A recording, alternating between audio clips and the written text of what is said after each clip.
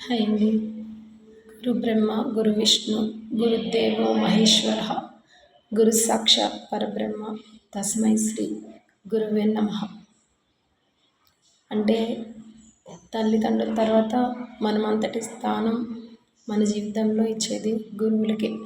అది ఏ గురువుకైనా చదువు నేర్పిన గురువుకి, అలాగే కొంతమంది చదువు కాకుండా వేరే వేరే ఏదైతే వృత్తి విద్య నేర్చుకుంటూ ఉంటారో, ఏది నేర్చుకున్నా సరే ఒక గురువు అనేది మనకి చాలా అవసరం.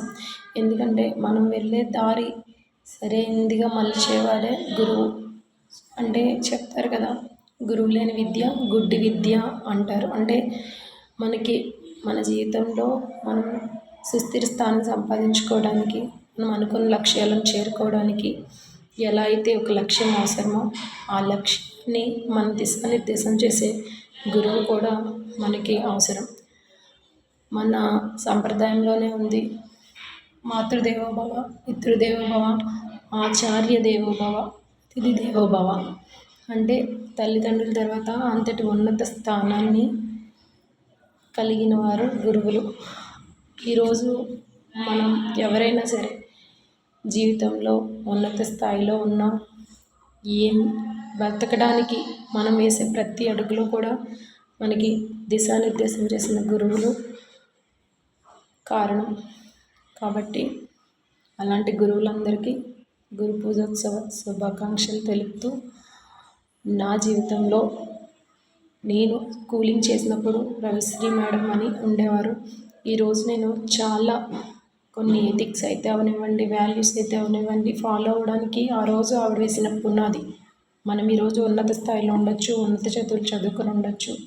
కాకపోతే ఏదైతే మనకి పునాది ఉందో వాళ్ళని మనం ఎప్పటికీ మర్చిపోకూడదు. అలాగే నేను డిగ్రీ చదువుతున్నప్పుడు మినర్వా కాలేజ్ కరస్పాండెంట్ రాజు గారు, ఆ సార్ చెప్పిన కొన్ని కథలు నన్ను చాలా ప్రభావితం చేశాయి. ఇప్పటికీ నా మైండ్లో తిరుగుతూ ఉంటాయి. అలాగే నేను పీజీ చేసినప్పుడు నా గురువులు. ఈరోజు నేను ఎంత అత్యున్నత స్థాయిలో ఉండడానికి, ఈరోజు నేను నలుగురికి విద్య నేర్పించడానికి నేను ఇంకా నేర్చుకుంటూ ఉన్నాను. ఈ ప్రతిదానికి కారణం సెల్ఫ్ మోటివేషన్ చేసుకోవడానికి అయితే కానివ్వండి, నన్ను నేను దృఢపరచుకోవడానికి. నేను సైకాలజీ చేసినప్పుడు ఉన్న నా నలుగురు గురువులు కూడా నాకు చాలా అతి ముఖ్యం. ఈరోజు నేను ఈ స్థానంలో నిలబడ్డాను అంటే వాళ్ళే కారణం. అలాంటి గురువులకి అందరి ఎదురుగా మనస్ఫూర్తిగా నా నమస్తమాంజలి తెలియజేస్తూ మరోసారి గురు పూజోత్సవ శుభాకాంక్షలు.